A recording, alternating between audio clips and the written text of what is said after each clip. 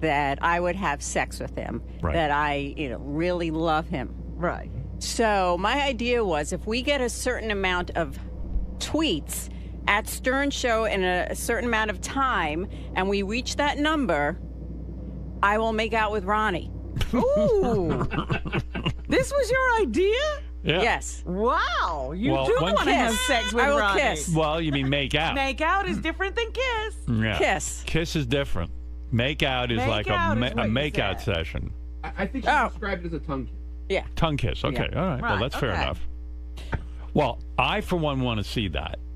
Well, now here's an idea. I just got nauseous. But here's an idea Threw that's up been. a little bit. But you must be attracted to him on some level if you even think that. That's right. I don't know anymore, but it is fun. All right. Well, I'm up for the fun. Oh, it is right. fun. How many tweets do we have to get? 3. That's what Howard wants. See, now we talked about that at the Katie Couric show. But I already knew about that. In other words, it had already. You think that we have a system. I know. Gary and I have a regular meeting every day where we go over every single idea. And then, some of them I tweak or some of them are just sort of perfect the way they are. But I hear everything. You don't have to worry. Okay. So Lisa, that's nice to know. Calm down is what they're saying. All right. Well, I don't see you, so I'd like that feedback from you. Okay, well, you've got it. I'm telling you. No. The feedback is from me. Yeah, I'm telling you, Gary. I know. Gary. Lisa, the ideas come to me. I give them to Howard. I'll give you Howard's feedback. The feedback comes from me. Respect me, please. Okay. During the kiss, do you want me to wear a GoPro camera? Because I can combine both ideas. Well, wouldn't it be better if she had the camera on so you see life from her perspective? That's true. You need a GoPro. I want to see that from Lisa's perspective. That's funny. Benji or Ronnie going in for the... If you could make out with him while skiing wearing a GoPro, then all the ideas would be all mixed up together. So when are you going to make this happen, Gary? Lisa's right. This is too good to not put on the fast track. We got to get this done, yeah. So, give me the idea again. It's how many tweets do we have to do? How come you don't know about this?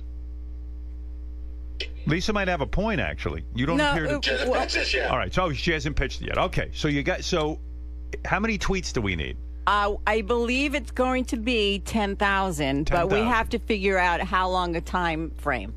Because some people are commuting and then they can't, tweet while they're driving, so they have to get to work. So we're thinking maybe start at 7 and end it right before Robin's news, so it gives some time. All right.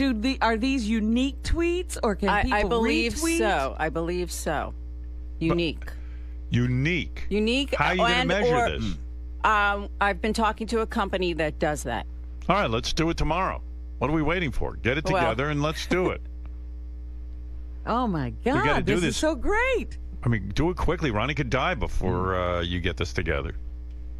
He's not getting any younger. I might die. That's right. You might die, too. Hey, Lisa, afterwards. Yes. Where'd you get the idea for this? Well, it bounced off an idea that I saw from the Weather Channel, where if they got a certain amount of tweets, they were turning up the fan in their studio. Right. So that it would look like, a hurricane or a tornado. And I thought, ooh, I like that idea. It's live. What can we do on the Stern Show to integrate that? And then I came up with the kiss. But what made you think, you must on some level really want to make out with Ronnie? Not really, but I think it's going to be fun for the show. Maybe fun for you. Why Ronnie? Why not? Because there's that sexual tension. He keeps bringing it up. Might be a good time to listen to a Ronnie sex tip while we're talking to you, too. Let me see if I have one here. Here we go. If you weren't nauseous enough. Yeah, here you go. Here's your man who you might be making out with. Can he fill you up while he's making No. out? No? Just asking. You're talking about licking a girl's ass. Here's how you do it. You lay her on her belly, you get down there, start biting her ass, kissing her ass, you slap it a little bit, and she gets really turned on, and then you work your way down, man. You get your tongue in there and listen to her moan, man. She'll moan like the fucking moon. Like the moon? Like the moon? Yeah, the moon. Listen to that music. It's Ronnie's favorite song.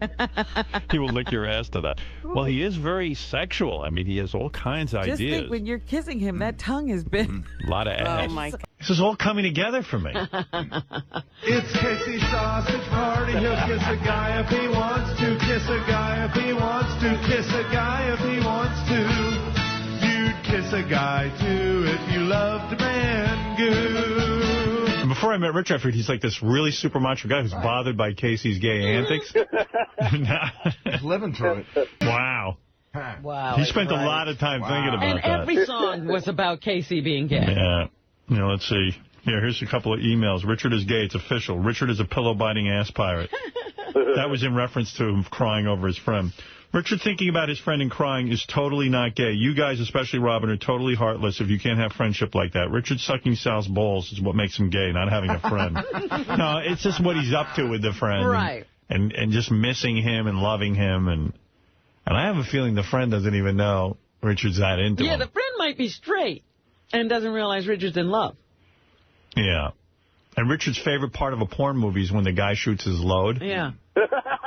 He has actual male porn stars. He's a fan of male porn stars. Yeah, he told me, he goes, my favorite part is when the man shoots his load. And I'm like, I think I'm normal because I turn my head during that part. Yeah. I don't want to see it. It's vile. I don't know how women even look. Like, do you get turned on when a guy shoots his load, Robin? On film? No, just like in your personal life. Does that turn you on? Like, I guess that's a girl thing. Yeah, it is a girl thing. Yeah, I mean, I can't watch that. Do you like it on your face? No, I don't like it on my face. How about your titties? Oh, shut up, you. You're like my son. How dare you? That's an affirmative. What is that, Jimmy? That's an affirmative. Yeah, she likes it on the titties? Oh, yeah. Looks like a Pollock painting around her nipples. Seriously, is there some sort of pleasure that the woman gets when the guy shoots it? Yes, it's an accomplishment. Oh, it's yeah? like I did that. I made him do that. And when it's all over you and you got to wipe it off afterwards, how soon do you get disgusted that you're all covered in it? Like, I got to know this. What I like to do is shoot it on her ass cheek, wipe it on there, write my name in it, and when my cum dries, there's my name on her ass. No, seriously. You send her out in the sun, and then her name is Icy. Exactly. There's no disgust until everything turns, like, cool and, you know, you're starting to get cold from the jizz. being wet. Yeah. Are you disappointed if it's a light load? Well, yeah. Yeah, right? Because sometimes, like, Beth will check my rubber to see how much was in there. Mm-hmm. I save up for a wake. Yeah, you're on the road. That way Robin's not insulted. Did you ever have one of those loads that kind of just, like, dribbles out? I don't know, Casey. Does he? No, I don't know. But, you know, sometimes, like, if you go once or during the day or something like that, then you got one that you go... just like one little drip. Right. You know, and it's like you faked it. There's a picture on the internet of Danny Bonaducci naked. Really? And I guess his balls got all screwed up from steroid use. Let me see that. Anybody got a picture? I think it was on Perez Hilton, actually. Beth showed it to me. Who's taking naked pictures of Danny? Is he doing He went that? to some erotic ball, and he just took his clothes off, and he's got like a half-inch dick, and he's got like these weird square balls from... Hey, Casey, did you do juice? Yeah, but you know what? It actually makes your penis bigger, but your balls a lot smaller. But your balls get a weird shape, huh? They get really, really small, yeah. Oh, my God, it's weird. They're like grapes. They get What? Doesn't that scare you? No. Maybe that's why your loads are dribbly. Probably. That's what I'm thinking. Yeah. You know, they're like, you know, I'm not making a joke. They're like marbles. Really? They're not big. But the thing is, I mean, have you ever heard a girl say, like, oh, I didn't like going out with him because his balls were small? You know, you just never hear it. Girls don't like balls, right? If you go to Perez Hilton, maybe the guys from TV could do it. You'll see there's a Danny Bonaducci naked picture. Jeez. And the balls, I'd never seen balls like that. Yeah, you'd think he'd keep that undercover. But more to the fact that Richard's gay stuff, Richard's favorite porn star is Peter North because he shoots big loads. That's what I'm telling you. He has an actual porn star he loves to watch. All right, so pretend we're in court, and I have to prove Richard's gay.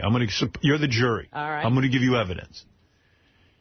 When Richard was in high school, he had a very close male friend. They'd go see Interview with a Vampire together. Years later, they call each other on the phone and watch it together and synchronize it. On the phone, no less. Then, because it's the exact anniversary date of when they saw Interview with a Vampire together. They have, even the keeping of dates. Yeah, I mean, what man does that? Thing. Yeah, guys don't know the day they saw Interview with a Vampire. Hey, Richard, come in here. You're on trial. His favorite porn star is Peter North because he likes to watch men shoot loads. And he likes the ropes and he likes a big load. Yeah. How do you defend yourself from Peter North is your favorite porn star? That's why I stayed out of here for so long. I can't defend myself. I know. I mean, it's terrible. You're thinking you're gay. If you heard this about anybody else, oh, of course, you'd say he was gay. Yeah. You'd be writing a song now. Like, there's guys that are porn stars, they call them dribblers. Right. And they're known for shooting small loads, and I won't watch their movies. But only a girl would care about the load. No, it's not the load. It's the fact that the woman is so into it. Like, when a woman's face is covered and she's still smiling and, like, into it, that's the hottest thing. Right. You're creepy. It really is creepy. And that's KC saying that. And for years, all you did was write Casey is gay songs. I love KC. He was my inspiration. But you were fixated on anything that might be gay about him. Like, that's no, the I thing mean, you pull out. You have a man crush on that guy who you've been calling. I mean, Gary and I were talking about it. That's your man crush. Who, my friend? Yeah. No, any friend of mine that I lose touch with for that long, Dude, I would you were be crying about losing him. You're going to watch Interview with a Vampire Who else would you cry over? on your anniversary day. I have a lot of friends I would cry over if I lost touch with them for 12 years. It's just... They just all happen to be guys. What about your drunken gay voicemails to Will about how you know you want it? You want to see my penis? I know. I don't really have much of a defense. Where is that? I got to play that. I mean, that was really bad. Where is that? Gary? JD knows where those are, probably. Hold on, we're looking for it. All right, thank you. But you're right. I don't know how to defend myself on these antics. No, there's nothing to defend you. I mean, there's no defense. I just know I'm attracted to vagina, not penis. That's all I can say. You're probably bi, but, you know, like... No, I don't, like, if Sal gives me a hug or, you know, Greg the cameraman's good looking, if he comes up and hugs me, I don't get turned on. You know, if I was gay, I'd be going after Greg and everybody. You're standing in the middle of a hall. If, you know... 11. It's free. Bare knuckle fighting. Nice! Oh, so that's what you're involved with them? Yeah, I'm doing commentary from Brazil, dude. And how do you see Rio? Let me see. Is this on the internet? Check out Casey. Yeah, hosting Rio Heroes, a No Rules Fight League from Brazil tonight at 7 at RioHeroes.com. That's right, because like Ultimate Fighting has to have rules. That's how they got themselves back on TV. Right. You're saying this is no rules? No rules. It's the only place you can see it is on the internet. That's why they had to do it from Brazil. And bare knuckle. Bare knuckles. The guys are fighting without any gloves, without any rules. The only rules they have, it's called Warrior Code. That means you can't gouge in the eyes, you can't strike in the groin, and you can't pull hair or something like that. But that's the unwritten, you know, code of men. You know what I mean? Right. So those are the only 3 rules, so to speak. And how do you know who won? How do the other guy stops, or he can't go on anymore. You see so much blood on here. Really? It's so sick. It's like the old Ultimate Fighting. Like when I remember I first started watching Ultimate Fighting, I couldn't believe it was on TV. It was no rules, no gloves, nothing. And guys were just, literally the fights are over in a second. It's so unbelievable. It's like a real street fight. You have guys punching. That's a misnomer. You can. Are you still doing stand-up? Yeah, man. I'm actually... What I'm doing is I got this new tour going around. Howard, you'd be proud of me, man. What I do is I take stand-up, and I also have a beauty pageant at the same time. So I got the stand-up and beauty pageant. Actually, I got Thursday at the Hollywood Improv. I'm still looking for girls and celebrity judges. So give me a shout at bookKC at AOL.com if you want to be a part of that. This Thursday, Hollywood Improv. And see Casey in the Secret War with Don Jim Kim, available at timelessvideo.com. I don't even know what that is. What is that? That's a movie with me and your boy, Florentine, Robin. You know what the director said? He said that we were the 2 most immature actors and unprofessional actors that he ever dealt with. All right, Casey, I'm glad to see you're doing well. Thanks, man. Hey, Howard, check out Real Heroes 11 tonight, 7 o'clock p.m. Eastern Standard Time. Bare knuckles fighting, no rules. Nice. I love you guys. That's tonight, right? Tonight, baby. What do? You sign up on the internet? Yep, all they want is your email address. It's free. It's a worker man's shit. Worker man's. They're giving it to you for free. Wow. All right. All right, check out Casey hosting Rio Heroes, a No Rules Fight League from Brazil tonight at 7 o'clock at RioHeroes.com. I might actually sign up for that. Could one day this be a legitimate thing and be on TV in the United States and Casey's the big commentator? No. That's impossible. If it becomes big, they get rid of Casey. All right, Case. Good luck. I miss you guys. Thank you so much. Bye, Casey. Bye-bye. Bye, guys. He's so funny on the phone. I missed the guy. I know. Son of a bitch. Do you have it up there? I can't hear you. What? Just talking to the mic. I can't hear you. It's up, but I have a couple more. All right, where's the one we're talking about? JD3. JD3. We're not on the air, are we? Yeah, we're on the air. Oh, we are? Yeah, that's why I couldn't hear you. All right. This is a good song. Van Halen tour is still going on. I think they're at Nassau Coliseum Thursday night. I was going to go, but I got something else going on. This is, of course, not the David Lee Roth thing. Jerry Seinfeld. What I was talking about with JD is he has this clip of Jerry Seinfeld. Jerry Seinfeld was on Larry King the other night. And Jerry, I think, kind of joked about it, but kind of called out Larry King. Larry King at one point goes, what does he say? He goes, Jerry, when your show was canceled. And Jerry goes, canceled? Larry, I mean, you're doing an interview with me. I mean, you should know that, like, my show went out on top. I mean, right, you retired. You didn't want to do it anymore. It's like he doesn't know anything, you know? He's getting to that age. Yeah, here, I'll play it. It was pretty funny. I actually saw this on the Internet. It's been sort of going around the Internet. It was probably Jerry's edgiest material in a while. Where is this, JD3? Okay. Which one is it? There's 20 of them. It's the very top one. Okay, JD3, thank you. Third column. Lasted how long? 9 years. 180 episodes. You gave it up, right? I did, sir. They didn't cancel you. You canceled them. You're not aware of this? No, I'm asking you. You think I got canceled? Are you under the impression that I got canceled? Have I hurt you, Jerry? I thought that was pretty well documented. Is this still CNN? Don't most shows go down a little? Most people do also. But, yeah, no, I went off the air. I was the #1 show on television, Larry. Do you know who I am? Jewish guy, Brooklyn. Yes. Okay. 75 million viewers. Last episode. What? You don't take it so bad. Well, that's a big difference between being canceled and being #1. Okay, I'm sorry. We'll be right back. Jeez. B-movie opens. B-movie opens. Get a resume in here for me? B-movie opens tomorrow. We'll be right back. Larry's out of it. How does Larry still have that deep voice? I think Larry's so caught up in his voice he doesn't think about what he's saying. I have a theory about guys with really deep voices. That they can only hear themselves? Yeah. Like when I have a cold and my voice gets really deep, I can barely be funny because I'm so caught up in it. What is it? No, I was just going to, if you wanted to play the other two. The second one is, so Larry reads the statement from that author of the other cookbook that, like, Jerry was making fun of on Letterman. And he doesn't really, he doesn't apologize or anything for calling her an assassin or anything like that. And what's the third clip? I'm totally blanking. Michael Richards. Oh, he says Michael Richards' temper got the better of him that night. Oh, yeah, where is Michael Richards? Did he leave the country? No. Yeah, he's really laying low. There's a big picture in the paper today of O.J. O.J.'s out golfing. O.J.'s about to go on trial again. Right. But they got a picture of him golfing.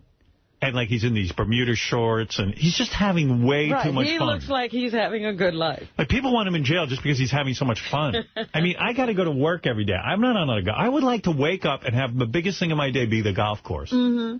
That would be my ideal life. He's living the American dream. He's like a guy who's just got on top of the world.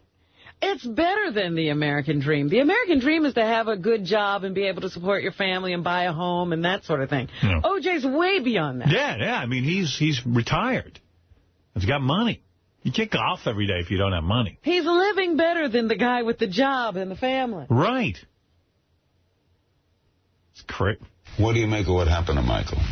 That was, I think, a thing that where you have a flaw sometimes in your personality or in your kind of emotional base that sometimes it just cracks and something happens that's you almost don't want to do. I think people know what it's like to lose their temper, and it was a bad moment and it was a bad choice, but it was just, I think it was just a temper thing. During all your years with him, was he a racist? No.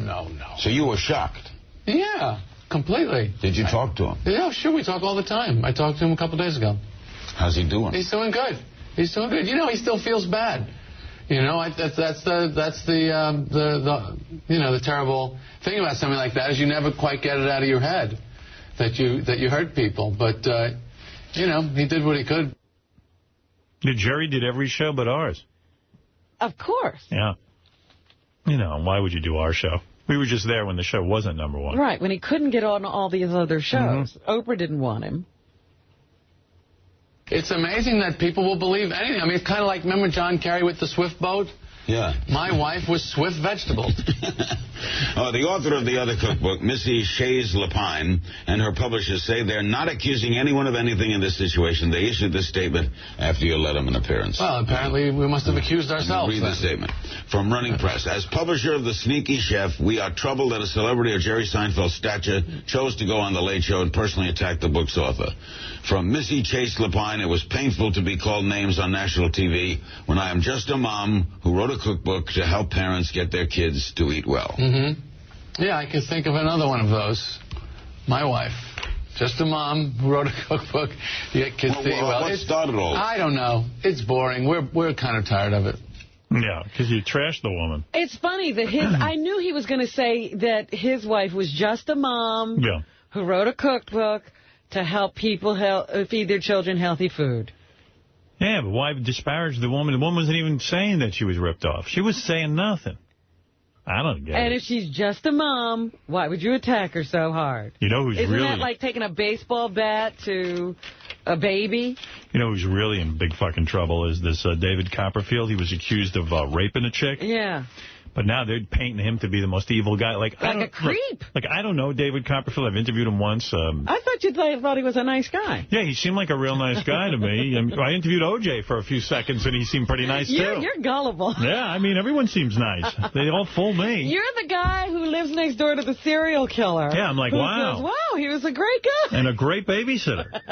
But, David Copperfield, so this woman now has accused him of rape, and now what's happening is, now I'm reading the Globe, here's another woman. I fought off sex-crazy David Copperfield. But he can get women. What is he doing? Well, sometimes rape isn't about getting women. Yeah, it's like true. It's about like being angry with them. Powerful and overpowering women, I guess. Yeah, but controlling them. I don't know, but now he's got to be afraid that like women are just going to come out of the woodwork because they might see a payday. Right. Now they might not even be telling the truth. Yeah, you know he owns an island. Yeah. And everyone's trying to get their hooks into him. And then they got him on, let's see, let me see if I can find this TV report. I got so many things on here I want to play for you. But here is Inside Edition. He should call in here and straighten this all out. Yeah, nobody ever uses our show to straighten stuff out. For some reason, they don't think we... Oh, so this guy now is coming forward to say what a creep David Copperfield is, because David Copperfield was his hero, and he brought his girlfriend to the show, and David took her? Yeah. But, I mean... Hey, that's a creepy move. That is kind of creepy. Yeah, listen to this. He is the master of illusion, but it was no trick when a member of the audience disappeared during a David Copperfield show and ended up leaving her boyfriend and dating Copperfield. The boyfriend tells Inside Edition it all started when his date was called on stage to help with the trick. Copperfield stole my girlfriend. It all started when Tommy Williams, a magician from Columbus, Ohio, found out his idol, David Copperfield, was coming to town. As a special treat, he took his girlfriend to the show. And we got front row tickets. That was great. Williams says it wasn't long before his beautiful girlfriend was plucked out of the audience and up on stage assisting Copperfield with a trick. At that time, I'm just thinking, how cool is this? My girl's up there, and how neat is that for anybody? Williams says as part of the trick, Copperfield asked his girlfriend to write down her phone number. Yeah, he got her phone number right. That's when Williams says Copperfield made his girlfriend disappear, literally. The next thing I know, she's nowhere to be found. And I found out, a couple weeks later that she's in Vegas at Caesars with him. So, yeah, that's some magic for you. Williams isn't the first to suggest Copperfield uses his show to come on to women. Just last week, we reported that these two beautiful blondes said the same thing. How far back does Copperfield's behavior stretch? Perhaps decades. Williams says he lost his girlfriend to Copperfield in 1985. Wow. Yeah, so, now David Copperfield's just going to get trashed all over. Imagine if he's, innocent. He didn't do anything, and now they're going to just paint him out to be the world's biggest perv. I think that's the funniest move on earth. Yeah, it is kind of lame. His biggest trick is getting a phone number. Hey, the guy, how old is he now? He really should have... He's got to be in his 50s, right? He should have been married already by now. He's a bit of a...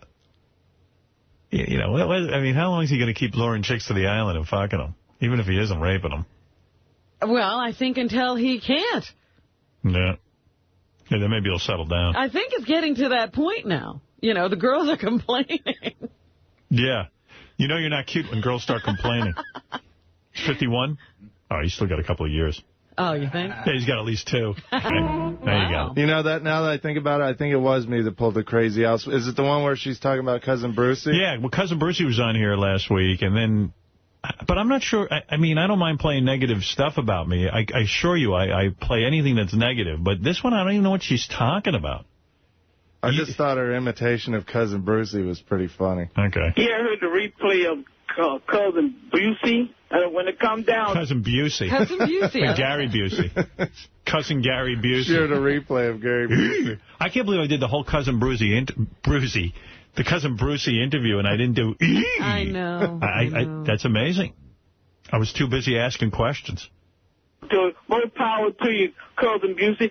First time you had sex with a 30-year-old black pussy.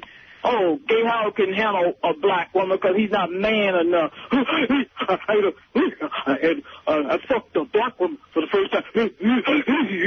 More power to you, Cousin Busey. Cousin Busey. Then she started ripping me again. She calls me Gay Howard because she feels that offends me.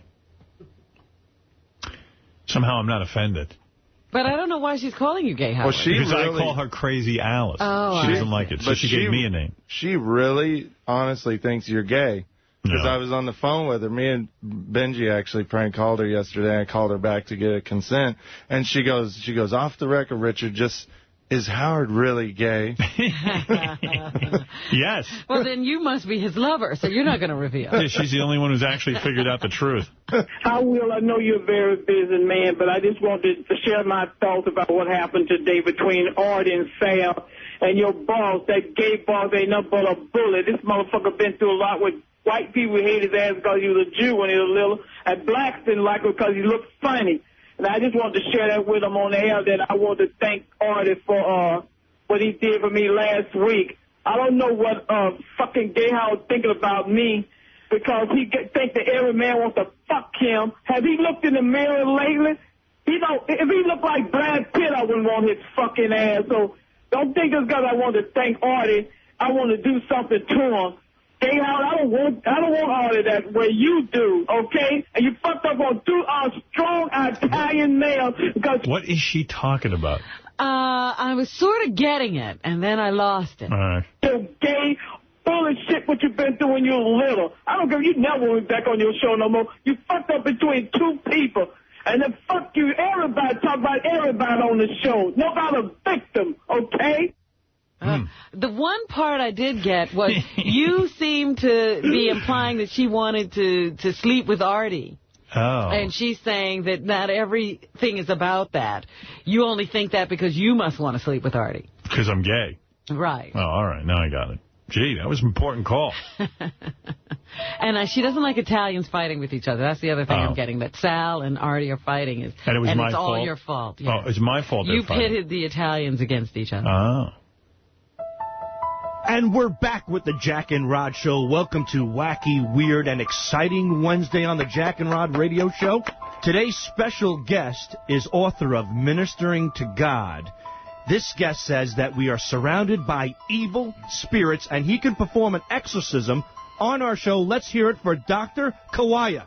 How you doing, Doctor? I'm fine. How are you? Great, great. And you know, Doctor, we actually have somebody in the studio who is possessed. Yes. She seems to be possessed by some kind of demon. Her name is Alice Blair. Let's say hello to Alice Blair. Hello, Alice. Hello? Hello? Alice? Uh-huh. What's going on in your life?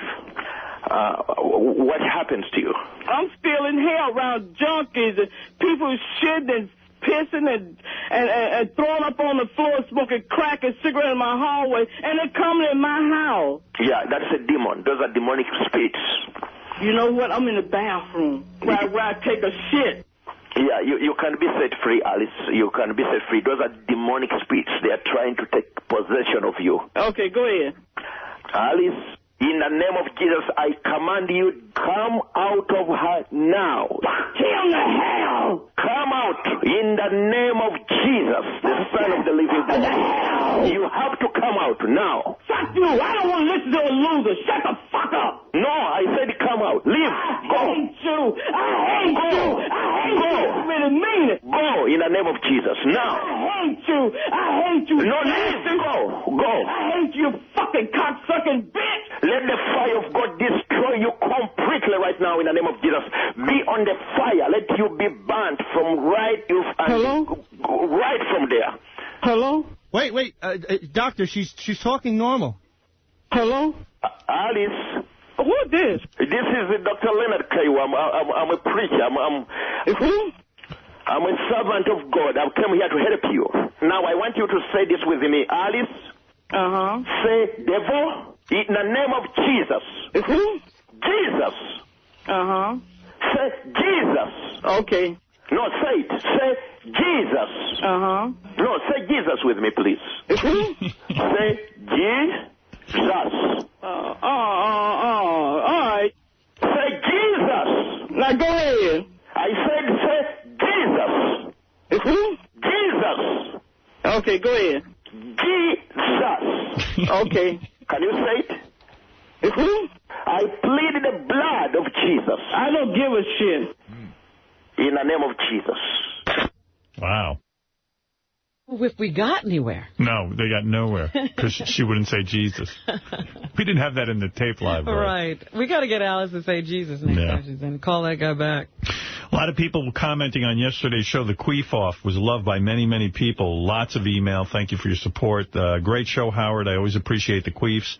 My wife and I were laughing so hard that we cried. She even said, uh-oh, she's getting...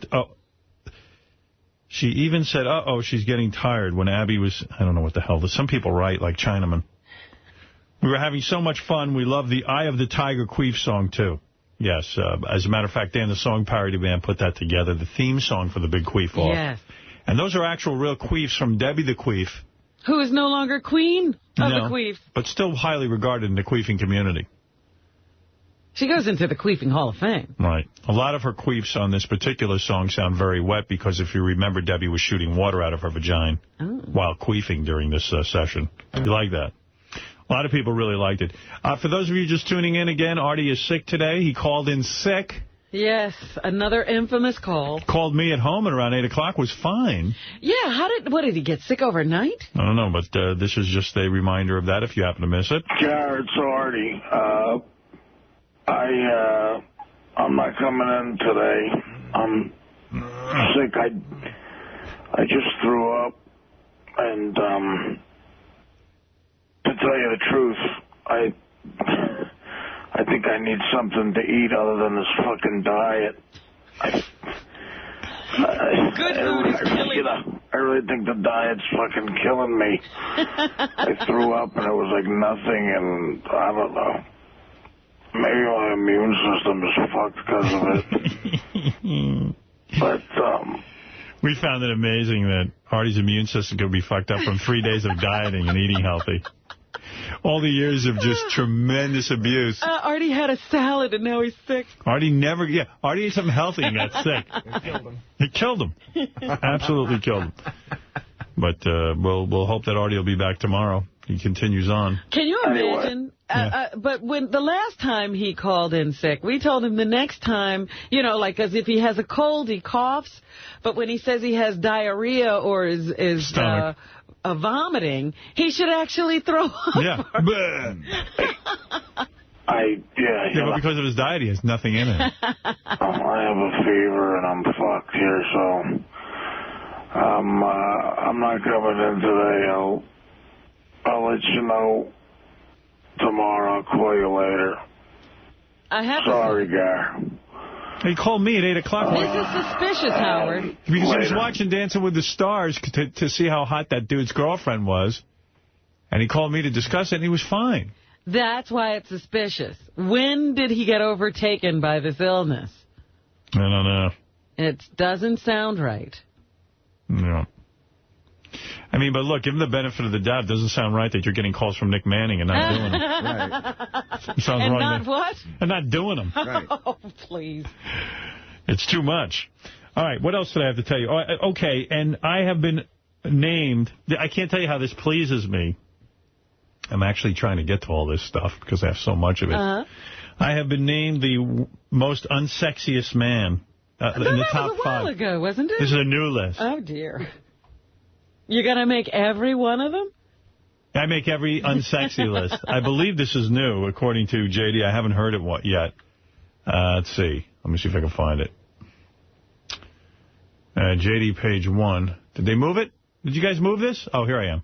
Before we go to break, it only seems fair. Last week we introduced you to Maxim's 5 unsexiest women. Tonight, AOL firing back with its top 10 unsexiest men. Skipped a few, you get the idea here. No surprises, I guess, Howard Stern, number 5. But that guy at the end, isn't that McSteamy? I don't know. There's a top 10 list of unsexy men, and no surprise with Howard Stern. Because I'm not sexy. But isn't the last guy McSteamy? Whatever that is. That's something from Grey's Anatomy. No, he's McDreamy. There's a McSteamy and a McDreamy. You're not keeping up. Right. Is there a McSteamy on Grey's Anatomy as well? Yes, there's a McSteamy. And I'm McCreamy. I just love that I'm the unsexy. There's no surprise to that guy. Because he's probably a pretty anchor man who's a bubble fucking head. But he's sexy. Yeah. There's nothing sexy about a pretty bubble head. Cocksucker. Fucker. Get that guy's name for me, JD. No surprise here with Howard Stern. As he's yucking it up with a career that's going nowhere. Yet another pretty anchor man who... In a sea of pretty anchor. Yeah, who are slowly becoming extinct. No surprise here. Howard Stern is the unsexiest. Well, last week I told you there was this... theorist who was saying that eventually we'll break into 2 species, and ugly goblin-like one. And I'll be the leader beautiful of that. Anchor one. Yeah. My species will have to take on the beautiful anchor people. Yeah, the anchor people will start their own species, and anyone who looks anything like me is going to be in the subspecies. Before we go to break, it only seems fair. Last week... Before we go to break, it only seems fair. It only seems fair. What's so fair about it? It's so fair. Didn't seem very fair to me. Introduced you to Maxim's 5 unsexiest women. Tonight, AOL firing back with its top 10 unsexiest men. Skipped a few, you get the... Skipped a few. Oh, he's going very far in his career. He's got to go right to you. It seems like it's been a very long time since we looked at this list. I mean, listen to that delivery. Holy cow. Idea here, no surprises, I guess, Howard Stern, number 5. There's no surprise there. There's no surprise how disgusting he is. In a quick, look over, I saw the Fox night anchor is Brian Bolter. That's who that is. And this was at 11:11 p.m., so I'm assuming it's him. Brian Bolter. Fox News. But this is Washington, D.C. Yeah, I know. Oh. I know. Brian Bolter with you. I'm yucking it up here on Washington, D.C. airwaves. And in about 5 years, I'll be a weatherman in Baltimore. If I'm lucky. If there's still local news around. If I keep my looks. If I don't become too much of a cougar. But that guy at the end, isn't that McSteamy? He's good. Yeah, Benj. Do you know how they did the poll? No. I think they just gave a list of 11 names. Oh. So AOL kind of, slanted it. They loaded it. And you're competing against Kevin Connolly. Kevin Connolly? Why? Wilmer Vanderama. Wilmer Vanderama's a good-looking dude. Brandon Davis, Pete Wentz, Simon Cowell. Those are some of the guys you were competing against. Really? Pete Dougherty. I find Pete Dougherty very exciting. I don't even know who Pete Dougherty is. He's Kate Moss's boyfriend, that guy who keeps having drug problems. Oh, okay. Okay. Got it. All right. Wendy the retard is calling us. Are you still with me on all this? Or do I have to take a break? In fact, I miss Wendy. All right. Well, I'll talk. I got to take a quick break. When I come back, I'll tell you all about that and about 20 other things. And also some guy's going to call in. He was at a radio awards dinner where someone got up. One of the DJs got up and trashed me for about 15 minutes. Really? Yeah. What was that about? We're going to find out. I'm not sure I know. You're not in radio anymore. Why do they care? Who are they going to talk about? We'll be back right after this. Excuse me. We'll be back right after this. Hey-ho. I did a hey-ho and the microphone wasn't on. All right. The Howard Stern Show is looking for the hottest chick with the smallest tits. That's the name of the contest. Email us for a chance to win $5,000. Not kidding, $5,000. If you want to enter, please send in a topless picture of yourself to contest@howardstern.com. And the hottest woman with the smallest breast is sponsored by the bestporn.com, the largest and most trusted porn review site on the Internet with over 4,000 adult pay site reviews. Don't ever sign up to a porn site without visiting thebestporn.com. It's completely free. Thebestporn.com. Harry was telling me that A-Rod's agent is speaking with the Mets today. Yes, they are in talks. Is he excited about A-Rod possibly becoming a Met? I think so. But the weird thing about A-Rod shopping around now is that you take a look at the Yankees and the history of the Yankees. The Yankees are now looking for a third baseman, right? Is that true? Right. They need one now. They don't have anyone. There's no third baseman. And the fact of the matter is that they would be bidding on A-Rod right now. If they haven't had this thing go down with A-Rod. But A-Rod wasn't originally a third baseman. He was a shortstop, right? Right, but he's now available. He'll play almost anywhere now. Right. So he's a third baseman that's available. So you're going out, you're looking for a third baseman, and A-Rod's the best guy on the market. Right. Yeah, the Yankees would buy usually the best guy available. Right. But because they've just had this thing with A-Rod. they can't get into bidding. But if they didn't have this thing with A-Rod, they would pay him whatever he wanted right now. It's just so They're weird. Pissed, yeah. Right. If Arizona would have, if he played for Arizona and he left Arizona, the Yankees would be all over him. Yeah. But it's just the kind of move, it's a bad move, but it's emotion. Well, you're exactly right. And this reminds me when I got into Washington, D.C. radio. I was hired for $40,000, I think. Mm-hmm. I'd been making $50,000 in Detroit. But Goff LeBar, the general manager, sensed my panic. Right. And he said, no, I'm paying you $40,000. That's my offer. And, I was desperate because I didn't want to go to Chicago radio. Mm-hmm. I didn't want to go to Canada where I had another job offer. So I said, you know what, Washington's the right place for me. I'll just do it whatever. And then the show took off. We had an 8-share, which was unheard of. And I went to Goff and I said, now, I want a contract and I want to make some money. And the guy just always kept looking at me at the bargain basement guy who he got for $40,000. Right. You're still the desperate guy. So the weird thing was, so finally I think I was making, I don't even know what the contract was for. I think maybe it was like, I don't know. Do you remember what we were getting? I don't even remember what it was for. But it was way below what you'd pay a guy who had an 8-share. Right. You were top of the market. I was number one, and their station was number 0 when I entered the market, and now here I was number 1. But the guy couldn't get over the fact that I was the $40,000 a year guy. And I remember after I got bounced, or after I got hired by NBC, they opened up the checkbook to hire the grease man. It drove me crazy. They gave him all of the money. They should have just paid me in the first place, and I would have stayed. Was the grease man the first guy Yeah. He was. Yeah. But they opened up the banks for everybody else, too, because they hired an afternoon guy. Before that, they didn't even hire anybody. And they even went out and offered you a bunch of money, right, too. They offered me a bunch of money. They got an afternoon guy they gave a bunch of money to. Right. All of a sudden, he had money. It makes no sense. That's just the way they look at you. You're the guy. I'm the guy who didn't. They couldn't handle the fact that... It was the same in terrestrial radio. Yeah. They're now crying the blues. They realize what they lost now that it's gone. Well, I just read that CBS's overall profits dropped 2.9% because there's been a 12% dip in the radio station's profits since we left. Now, but when 12%. You were still there, they didn't think they were losing anything. And there's no way those guys would have hired me for the kind of money I'm getting at Sirius. Would they now? Would they now? Yes, in a minute. I bet you they double whatever I'm getting here at Sirius. I really think they would pay that money for you now. Yeah.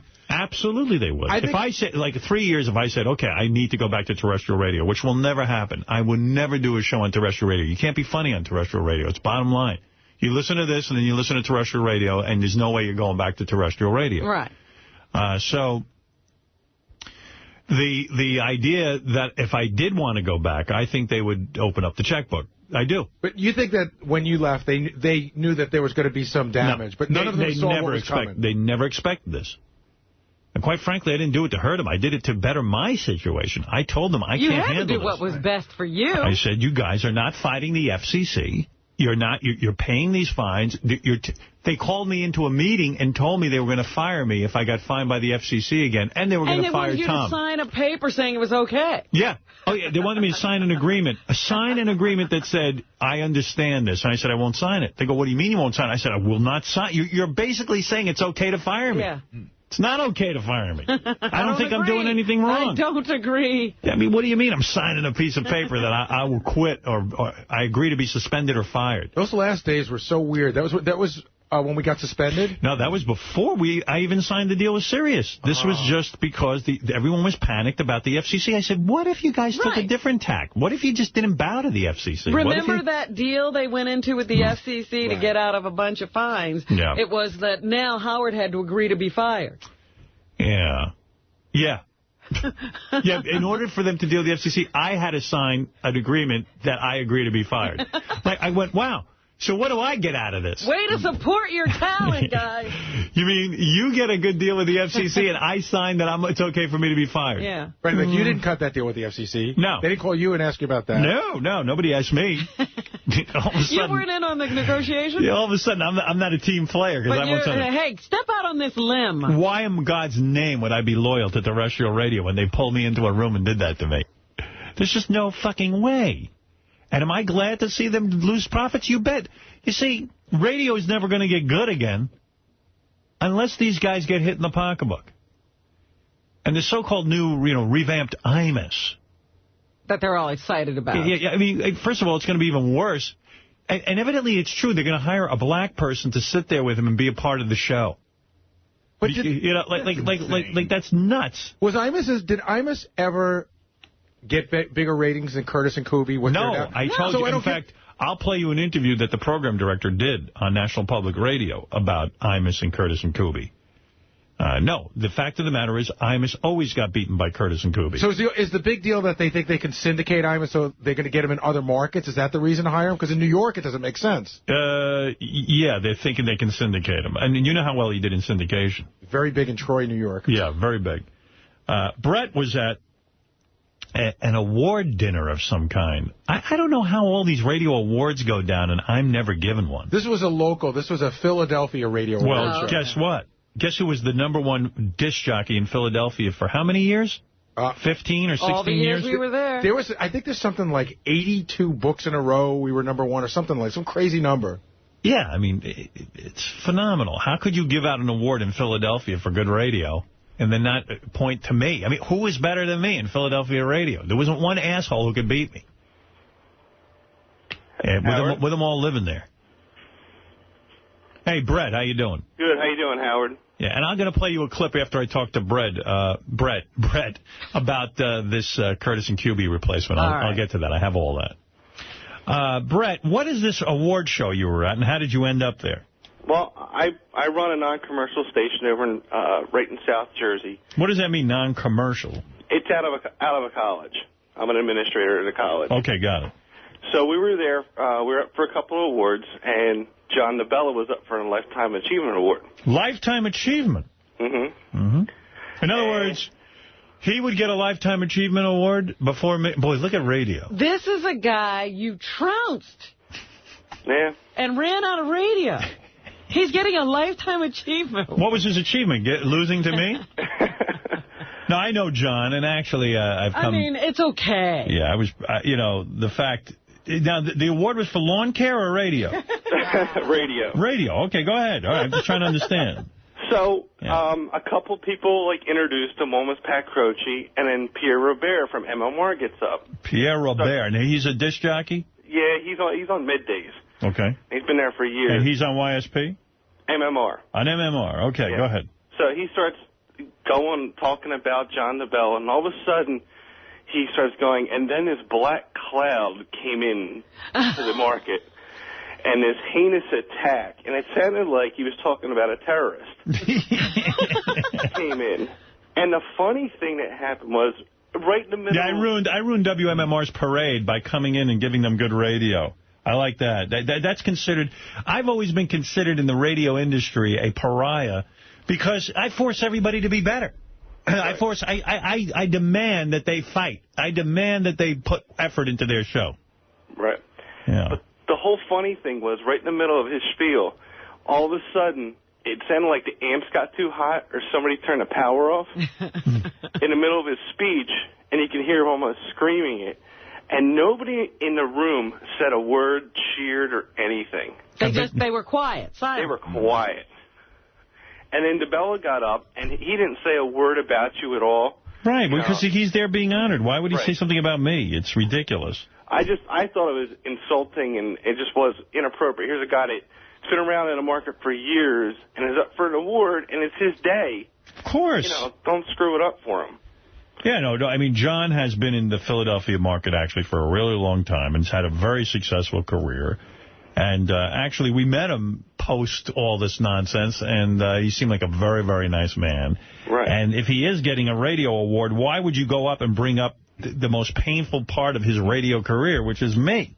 Absolutely. Yeah, Pierre Robert, apparently not the guy to induct John into this Pierre Robert. situation. That's his name, Pierre Robert? I remember that name. I think you goofed on that name. Yeah, he's is that his radio name, Pierre Robert? Yeah, he's very long-winded when he's on the air, too. Yeah. Talking about, I met so-and-so, and back in the day this happened. And he's a personality about the music, huh? Yeah. Yeah, but I remember you finding out that some midday guy was Pierre Robert, and you really had fun with that name. Yeah, Pierre. No, I remember, because Captain Jenks used to phony phone call him. Okay, I got it. All right, Brett. Well, that must have been entertaining, at least. Yeah, I was pretty shocked. I didn't think anybody would do something like that. I mean, how bad that situation was for John during that time. But it was bad. Look, listen, nobody wants to lose their #1 spot, and I was on fire, man. Philly was my proving ground. It was pretty devastating. I mean, if you think back, it was like war, and he was, he got the A-bomb. That's basically. I had been told for so many years that you could not be a morning man in New York and do a show into Philadelphia, that I was just on fire to prove that all these asshole radio experts were just full of it. They didn't know what they were talking about. And in a way, I think that's why it's so funny to me when I see a guy like Imus benefiting for what I fought for. Right. That he's going to have some syndicated morning show. And I guess that's why I get irritated. Imus never fought for anything. And Imus, if it was up to Imus never would have even thought to syndicate his morning show. Imus never would have thought to put a show on TV. Imus was perfectly happy being a morning man in New York. Right. And that's all he thought about. So they don't know what to do with him. They got to make some money with him. And yeah, they will put him on some other stations, and he will bomb. I can guarantee it. I'll bet anybody $1 million right now that Imus will bomb. You think he won't last? I think Imus will die soon. I mean, the guy looks like he's like death warmed over. So you're predicting death? Yeah, death on the air. End his career. Yeah, I think he's going to have a heart attack or something on the air. God, I wish, because that would be the most entertainment he ever brought to radio. Yeah, and you know what's the sad part? No one will actually hear it. They'll only hear it in the replay, on YouTube or something. YouTube will benefit from it, not even radio, because no one will listen. Yeah, I mean, the first couple of days, someone might tune in to say, hey, he's back, and then they'll go, nothing's... In fact, it's worse, because he can't even talk about his nappy-headed hose. You made me think, it will be on video, because was he going to do the Farm Network or something? I'm going to be on the Farm Network, Robin. The Grain and Feed Network. Some such thing. Stupid ass. Hey, Brett, thanks, man. Oh, not a problem. All right, Have a good morning. Right. In fact, here, I'll play. This is the WABC program director. This is the guy who hired Imus. Now, he's going to talk about why he did this? Yeah, if you want to. Tell me if it gets boring, all right? You see, I always think this shit's interesting, so... Hold on. And then I'll play you Wendy the Retard. All right, here we go. The guy's name is Phil Boyce. I got 1, 2, 3, 4, 5, 6 clips. Which is the key clip? Third clip down? Okay, here you go. It's my understanding that the show he is replacing, which is hosted by former Guardian Angel Curtis Sliwa and the controversial high-profile defense lawyer Ron Kuby, got higher ratings than Imus did when he was previously in New York in that time slot. So what is it that's attractive about him, since the show you're taking off to put him on was doing better than he was? Well, I created Curtis and Kuby. I put those two guys together about 10 years ago. We groomed them for probably 4 or 5 years before we gave them the morning show. I love that show. I thought it was one of the best shows in New York. They did beat Don Imus 12+. They... This makes no sense. We're close to him in 25-54, which in radio terms, that's the money demo. That's what advertisers like. So Imus did a little bit better in that demographic. I mean, I've seen Imus's numbers in 25-54. They're nothing to crow about. Well, obviously, Curtis and Kuby didn't have any great numbers there either. I guess not. So who was listening to them? I think this wasn't so much a ratings decision. We weren't unhappy with Curtis and Kuby. The opportunity here is from an advertising side. Imus's advertisers are big, and we think that we can bring some of them over here.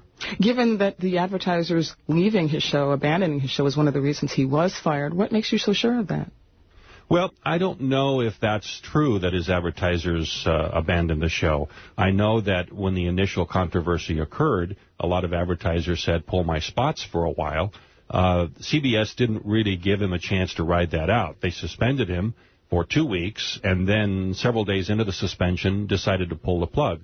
So I don't think we ever really knew for sure what the long-term negative effect would have been. My feeling is a lot of those advertisers would have come back. He apologized 100 times for what he said. All right, you got to stop. He was forgiven. Boring? Whoa, I'm going to sleep. Oh, okay, good, all right.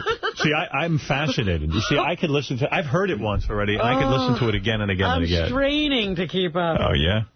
All right. I mean, I could listen to this all day. I still don't understand That is not a great sales job, though. Mm-hmm. What is it? If you just want to play one more, the fifth one down, the guy sort of insinuates that Imus will work with a person of color on his staff. All right. You want to hear that? Yeah, He's boring. He's boring. Let me try that one. There's a reason National Public Radio gets no ratings. I'm telling you. Obviously, we don't tolerate racist comments. I think that's wrong, and we pay a lot of attention to that here. I've been program director here for 12 years. And we haven't crossed that line. However, I'm sorry, but forgive me. Who is the person who decides whether something is racist or not? And do you have any people of color involved in those decisions? Well, I think specifically in the case of Don Imus, I think there may be a person of color on his staff. We're not sure about that, but that... Remember, didn't he used to come to us and say, here, that's a good idea of getting a nigger on your show? Right. I was the reason you were able to say whatever you said. Yeah. Imus was like, that's genius. I said, well, it kind of wasn't done that way, Imus, asshole. So he's finally caving into that one. That was his premise of why I got to sit here. Now he can really clone our show. He can have a black woman sit I'm finally getting myself a black person. I'm getting me the N-word. All right, so... I got my own. All right, so I played you a little bit of that. Yeah, I mean, but what a ridiculous interview. Yeah. Yeah, pretty wild, huh? The guy's basically saying... CBS didn't give Imus a chance to fail after he made the comment, so I'm going to pay him to fail. Melrose Larry Green is on the air. Look at him getting through every day. Go ahead, Melrose. Oh, no, I love being on hold, Howard. Listen, I got 3 things for you. Be real quick. Yes. First of all, I'll give you the best first. Jimmy Kimmel said some great things about you in the new Playboy. Oh, yeah? Did you see it? I haven't. It says Howard Stern. It says Howard Stern. I've never met anyone as famous as Howard who's also as polite. Kimmel says most approvingly. December Playboy. He's never met Nick Manning. Well, Nick Manning is a very polite guy. You also mentioned 2 other times in the article, Howard, but not in the article about Jimmy Kimmel. I would prefer to be mentioned as a very talented human being, not as a polite human being. Okay. But although I do take that as a big compliment. He does say what does he say? You're famous. Yes. Thank you for saying that, by the way.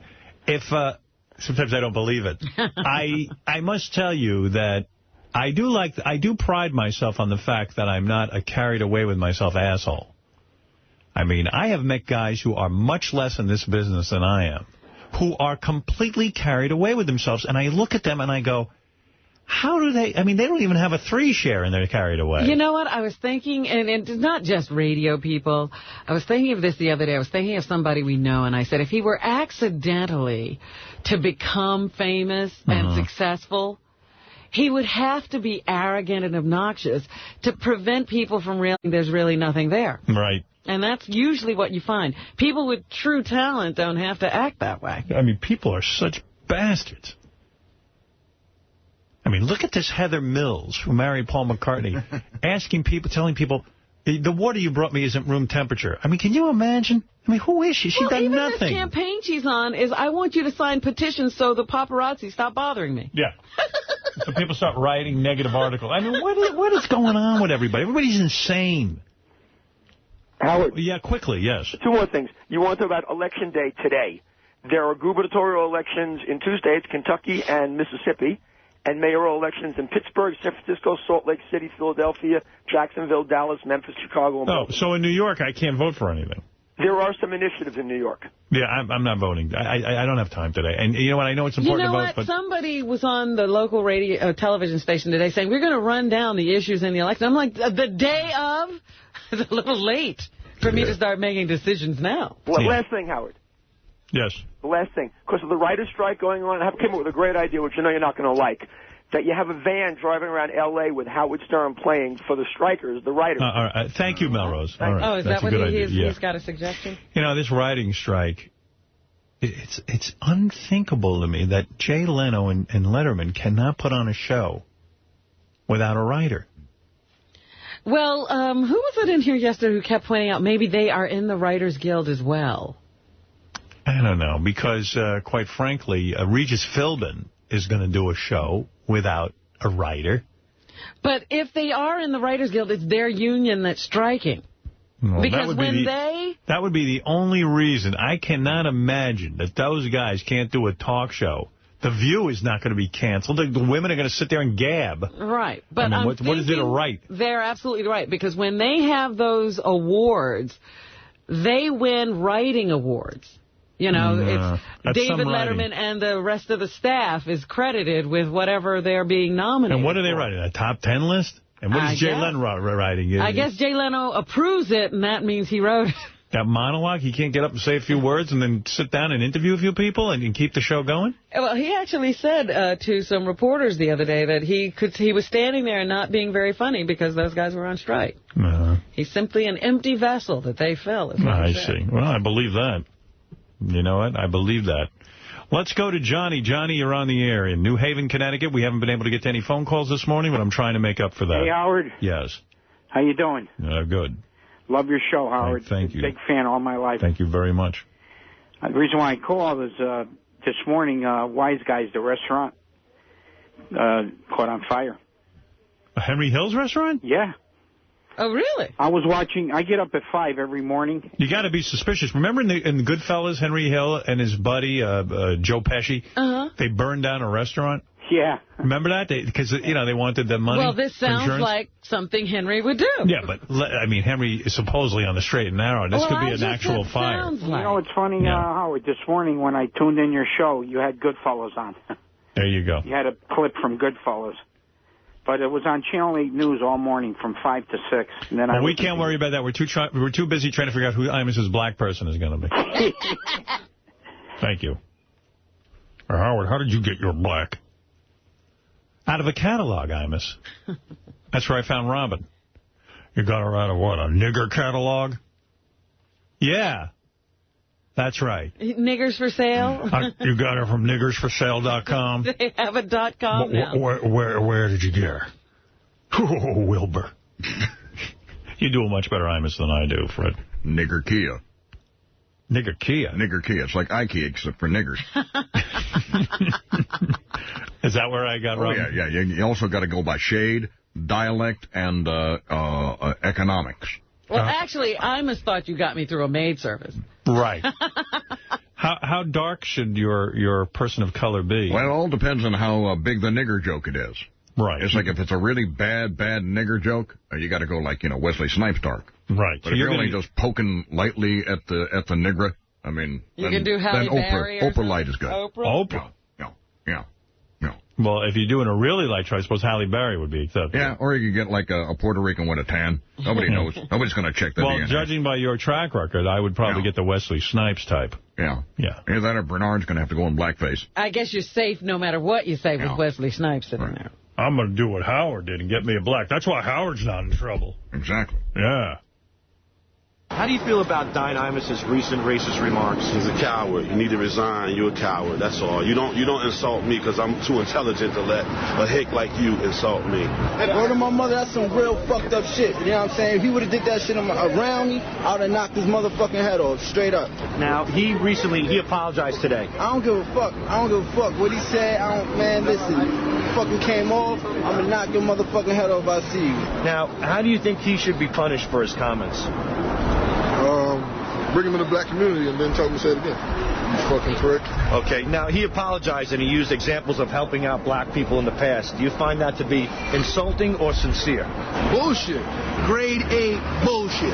If he was doing it wholeheartedly, and why is he rubbing it in our face now? If you did it because you wanted to do it, just do it. Don't throw it back in our face.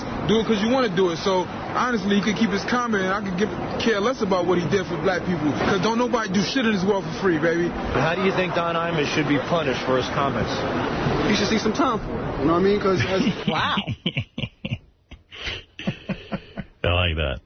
You know. All right, finally, I promised you that I would play... By the way, everybody says I'm a really bad guy and shit, but, I actually saved a nigger once from drowning. Is that right? Yeah, I took my foot off the back of his head. Thank you, Imus. Yeah. Oh, my. Well, you certainly are a good guy. You people have you all the wrong way.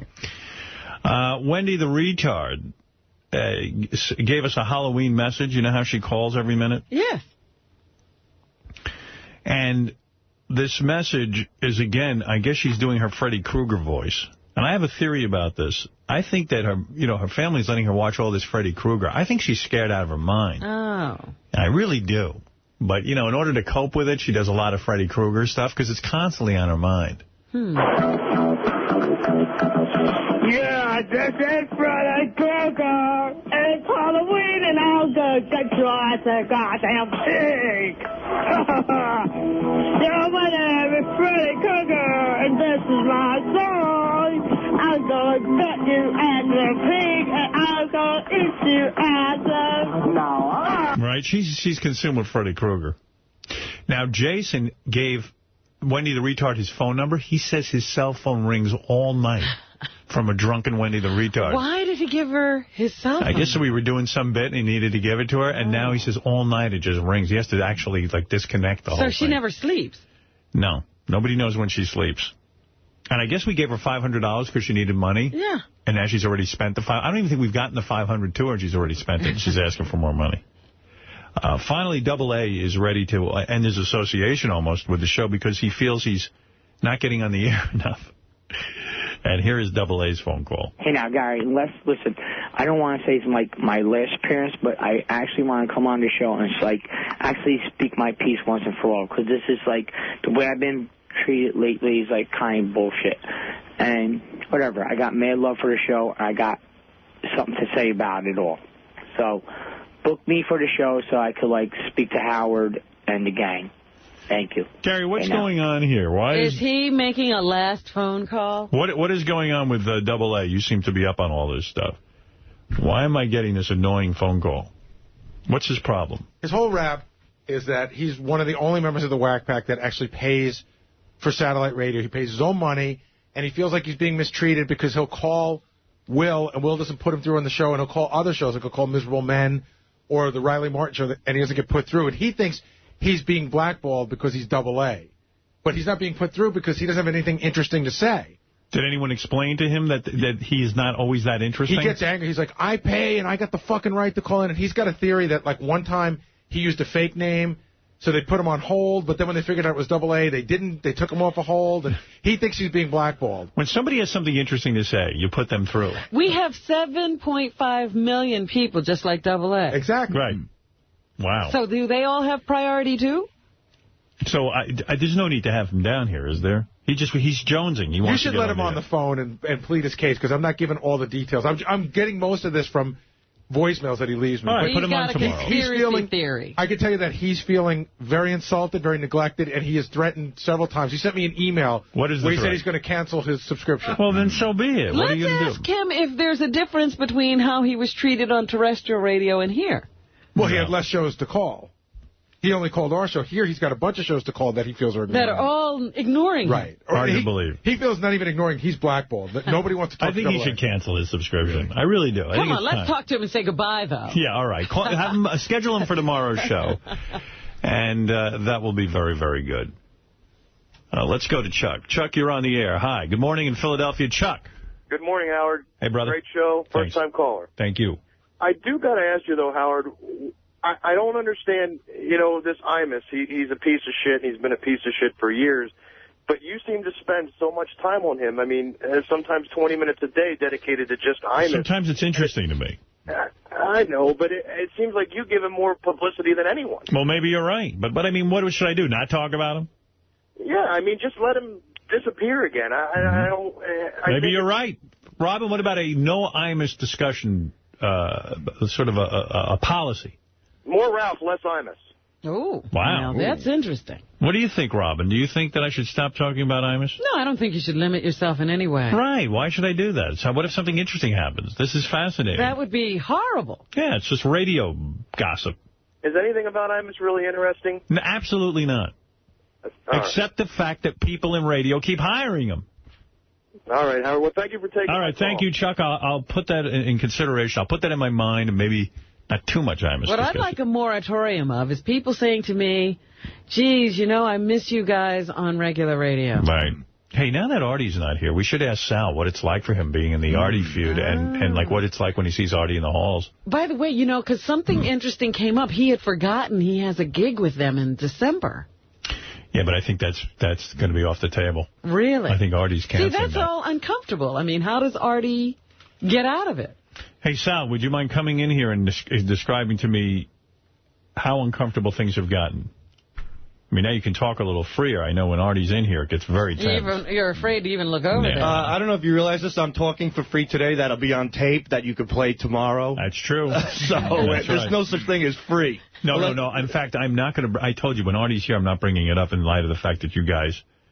with Artie threw something at you. You know what? I was really surprised yesterday that he said he had had the whole weekend to think about it and he still wasn't over it. Like, he didn't feel any different. Because I thought he was softening on Thursday night. Were you relieved that he wasn't here today? No, not at all. Really? Yeah. You love it? I do. I do love Artie since... I mean, me and Artie have had some great personal times together. Artie's right, though. How could you have said the things you said if you really love him? It's crazy. But... in anguish, Howard, we all say things that... in anger, we all say things that we regret later. Like, you've done it, Artie's done it. We've all done it. We're all victims of that. You went really to Well, town. you know what you're called? You're called a bad fighter. Because you create more damage in your fight than, like the fight starts because of damage, but you create even greater damage at the end of the fight. There's, like you have further to come back. Was it rough for you seeing Artie in the hall? No, it wasn't rough for me at all. But really? It's rough. I would get very uncomfortable with that. It's rough. It's almost like when a family member's not speaking to you, Right. What's that like? It's very awkward because, I sincerely do love Artie. And when you see him in the hall, do you tense up? No, I don't tense up, The thing is that, like, when I went home that day and I sat down, the first thing is I had dinner with my wife, and I don't like to talk much to her, but I explained to her what was affecting me, what I did with Artie. And when I look back at the big picture, I realized that I fucked up because there were things that were bothering me that I should have addressed him personally as a friend. And I didn't. I just let it go and go and go. Now, this gig you have with Artie, is it officially you're not on the bill anymore? I wasn't on the bill to begin with. It was just Richard. Yeah. Oh, and Richard's off the bill, right? I don't know. I mean, that's Artie's call. They're taking off the bill in Cleveland, I understand. Richard's off the bill? Yeah, for the Cleveland show. Wow. But did you have any gigs coming up with Artie? No. Oh, okay. No, none at all. None. All right. So you're holding up well during the... Not holding up well. I want to get along with him, and I think the best way to deal with Artie right now is let Artie be Artie. I'm not. I don't want to push myself upon him. Do you think that this will be repaired at some point down the line? I hope so. I hope so. Do you think it will be? I hope so. And not if you hope so. Do you think it will be? Do you? I asked you. Do you think this will be repaired somewhere down the line? I do, because Artie has a big heart. All right. And that's inevitable. But you saying he's fat? Oh, no, it's so fucked up, Howard. I can't even explain it. It's like I walk away, and I had no intent of making this riveting radio, as they call it, great radio. It's not worth the great radio to me personally to lose a friend. Right. You know what I mean? Absolutely. I know what you mean. So when I walk away and I'm upset about it and people go, well, it was great radio. Yeah, well, I'm glad it was great radio because that's my job, like, not intentionally to make that. But it's not worth it to me to lose a friendship that I had with Artie. It's not, and so I learned that in the future. There it is, Robin. Someone learned something from all I don't know what I learned. I don't know if he learned anything. He would do the exact same thing again. No, I wouldn't. No, I wouldn't. All right, thank you. What's your name again? Sal. Frank. Sal. Okay, thank you, Sal. There he is, Sal Governale. Governale. Yeah, whatever. I didn't realize they didn't even have any gigs together. Right. Yeah, there was nothing there anyway. All right, finally, before I take a break, and then we got to get the Howard 100 News in here. Robin, you're going to do your thing. John Hines going to come in. This is a strange public service announcement. That's the word I'm looking for. This is the actor Hector Elizondo. And here he is advocating safe sex for old people. And this aired, I think, during 60 Minutes. I never heard anything like this before. Old people are the old people getting out of control? Old people getting AIDS from fucking around so much. Really? There are increasing numbers of AIDS cases in retirement communities. You didn't think you needed to talk to your parents or grandparents about safe sex, did you? CBS cares. So gross. Are you kidding? You're now supposed to talk to your senior citizen parents? Well, what are they, retarded? About safe sex? You tell me my old man doesn't know to wear a rubber? Well, maybe they don't think about rubbers in that group. Maybe when you're 80, you kind of just go, you know, if I get AIDS... Who cares? I mean, yeah, chances are I'm going to be dead in 2 years anyway. But they're also, you know, they weren't of the rubber generation. I had no idea that people in retirement communities are banging each other. Oh, yeah. Wow. I don't think I could do that. I remember one of my friends telling me that her father died, you know, and that was supposed to be the love of her mom's life. And she thought, now my mom's going to be lonely the rest of her life. And in like 6 months, her mom was dating somebody. It was all giddy. Oh, in love. Yeah. It's the best part of my life. One of my favorite Dominic Barbara clients, and he's had many wacky clients, but one of my favorite ones was he represented the husband at a couple at a senior center. She was 75, and behind his back, she was turning tricks at the senior center. Turning tricks? Yeah, she was a prostitute, and he didn't know about it. He represented him in divorce. Wow. Man. Amazing. I just thought, like, at a certain point, you don't have sex anymore. Well, especially with Viagra, though. Yeah, but a lot of these guys are getting back in the saddle. Yeah, but, like, I don't know. Like, when I'm 80, I'll be gross, but I don't want to bang a gross 80-year-old woman. Well, so you'll bang a gross 50-year-old. That'll be a young chippy to you. Yeah, that's different. Yeah, it's like, because I see, like, Clint Eastwood, who to me was, like, probably one of the best leading men in Hollywood. Certainly good-looking guy. Women loved him. And now he's older. Like, he's got an attractive sort of wife. You know, like... But she's not drop-dead gorgeous. Yeah, like, he's banging some... What is she, 40 or 50? Yes, 40-something. Yeah, so, like, does that... I don't know how it all works. Like, but even, you know, like, you look at Sumner Redstone, you look at, you know, they're banging younger women. Who aren't that hot. But they aren't hot. Right. Even Hef, I say, can't get the girls in the magazine anymore. Yeah, right. He does have one of those, though. Who? Supposedly. Yeah, he's engaged to one of them. But she's not in the magazine. Those girls didn't make the magazine. Oh, yeah. Oh, yeah, right, yeah. He used to get the girls in the magazine. Yeah. Yeah. I can't believe there's that much AIDS at the old age home. Yeah, that's amazing. I can't believe, like, 75-year-old women are hooking. I want to talk to some of these 75-year-old active people. I think if I'm 80 and I got to be banging other 80-year-olds, I'm giving up on sex. But I want to hear what they say. What are they doing? I mean, this indicates that my dad might still be banging my mom. And my dad's 84. My mom just turned 80, and I just don't buy it. But just can you imagine one of them dying and the other one dating? No. I think my dad would date if he could find anyone. Yeah, you always say that your mom is going to become a monk or something. Yeah, she's even said that to me. She goes, I would much rather be celibate, but your father has needs. And I'm like, ugh. Your father has needs, but I would be a celibate. So I'm like, oh, she's like spreading it and doesn't even want to. She's just doing him a favor. So what do you think? She just lays there? What do you think she's doing? Or is she active? She's like, fuck me. Give it to me hard, Ben. Harder. Harder, please. I'm going as hard as I can. Kiss me on tuchers. I don't know, man. It's just, I think that indicates that my parents might still be sexual. And I know my mom doesn't want to be. Did she really? She swears she didn't even have that conversation with you. My mom's like into the TM movement, of course, Transcendental Meditation. I'm a big meditator as well.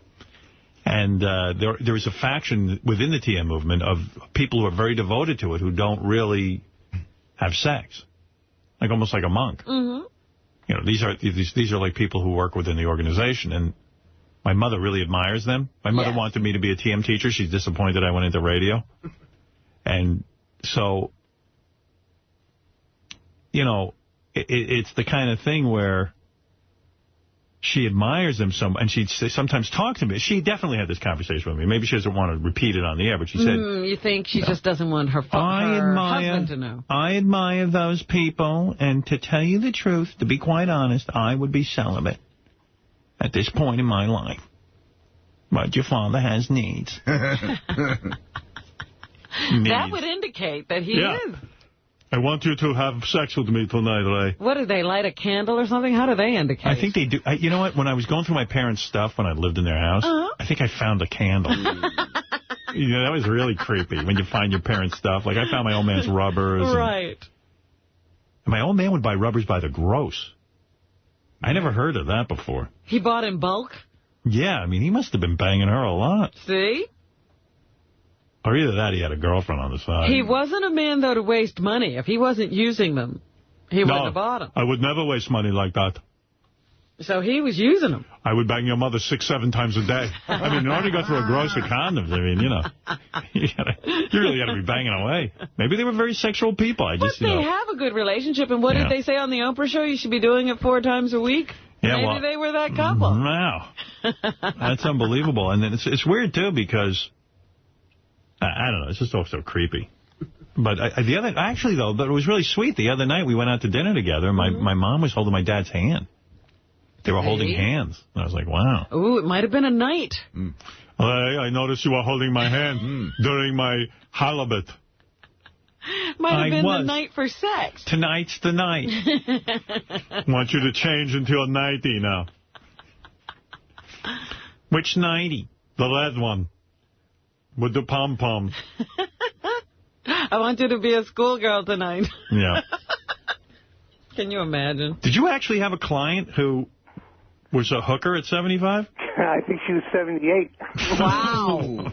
She wasn't exactly a hooker. She would get men to sign properties over. I guess that's a type of hooker. Yeah. But I wanted to tell you the biggest thing I'm seeing now is older women with younger men getting married.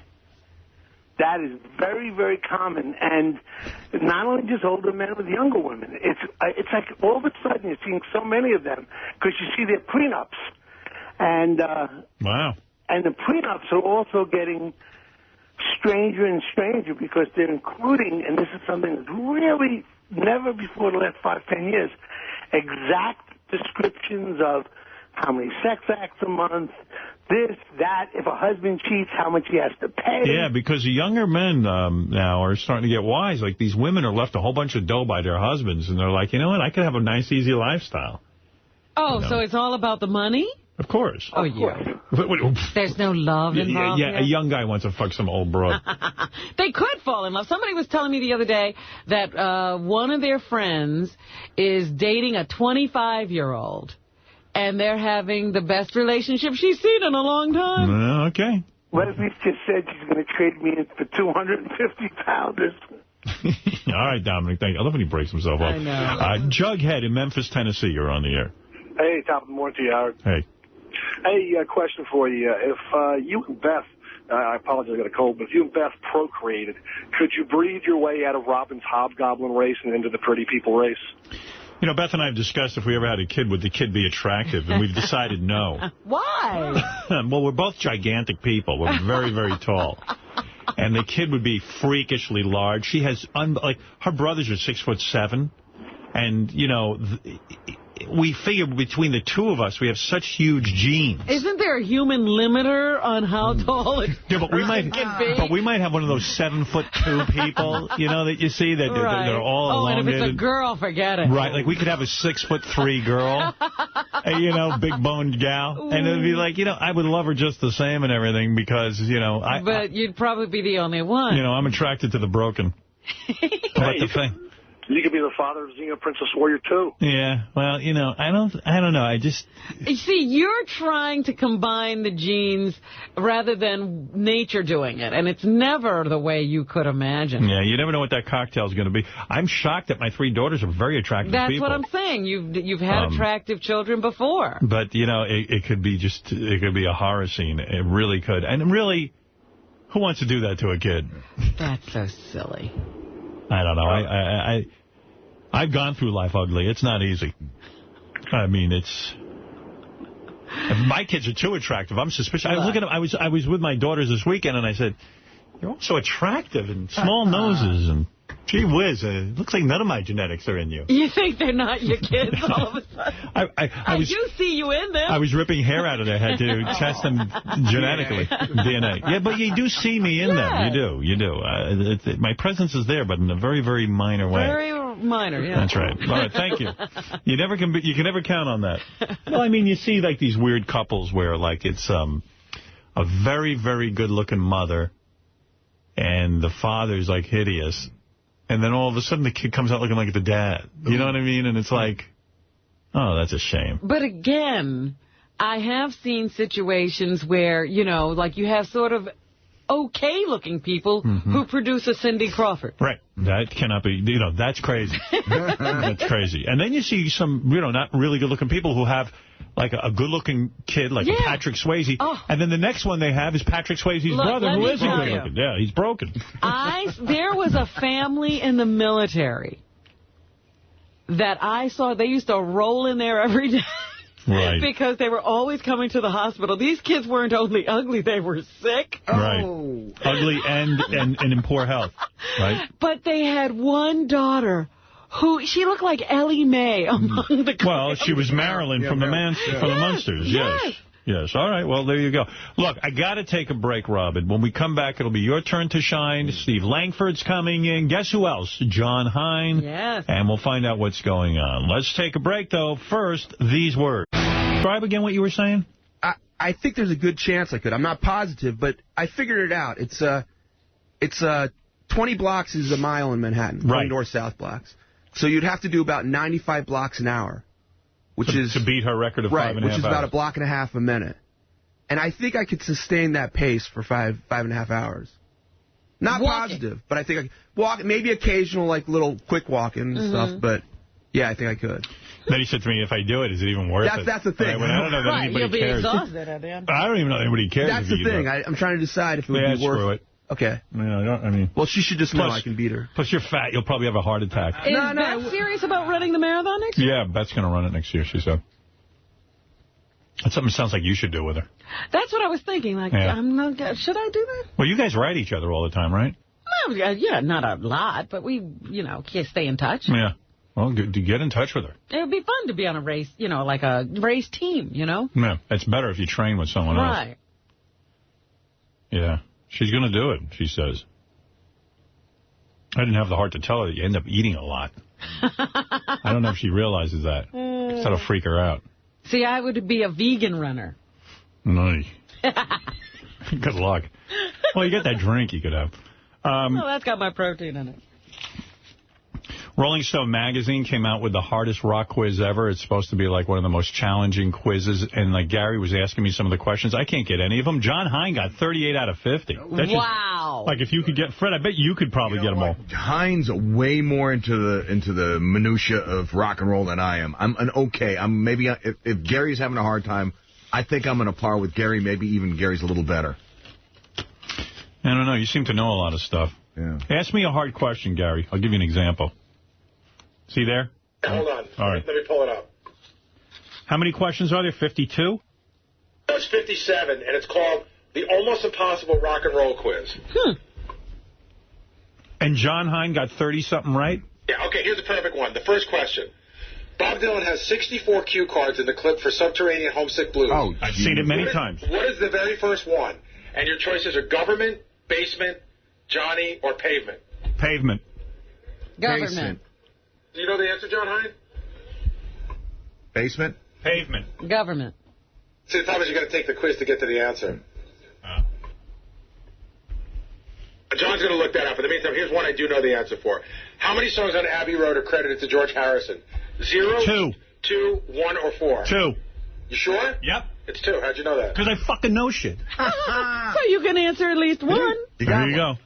I know Abbey Road. They spent my life with Abbey Road. The answer to the first one was basement. Oh, it is basement. Who said basement? I said Fred? basement, but that was a guess. I thought I said. Right. Johnny's in the basement. Whatever. Howard, I know you know this one. Go ahead. In the song Martha, My Dear by the Beatles, who was Martha?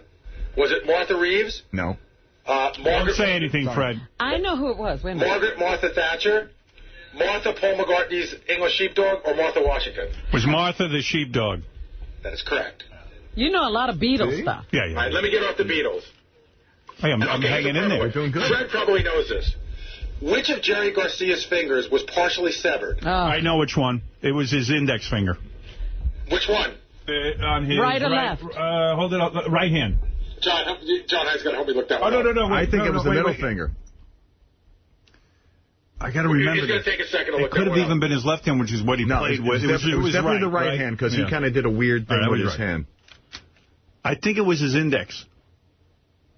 I think Fred's right. It's the middle finger. I thought it was right middle finger. John's going to look it up. It's right middle finger. Yeah. All right. Here's a perfect one. Which of the following artists did Phil Spector not threaten with a gun? John Lennon, Leonard Cohen, Dee Dee Ramone, or Ike Turner? Ike Turner. No, I think Ike Turner might have been the one. Ike Turner. You know what's funny? I just finished reading the book. Howard's absolutely right. It's Ike Turner. Really? I'll tell you why. I remember he pulled a gun out on the Ramones. I know that for a fact. John Lennon has said he pulled a gun on. And who was the other one? Leonard Cohen. Leonard Cohen. I read stories about Leonard Cohen saying it.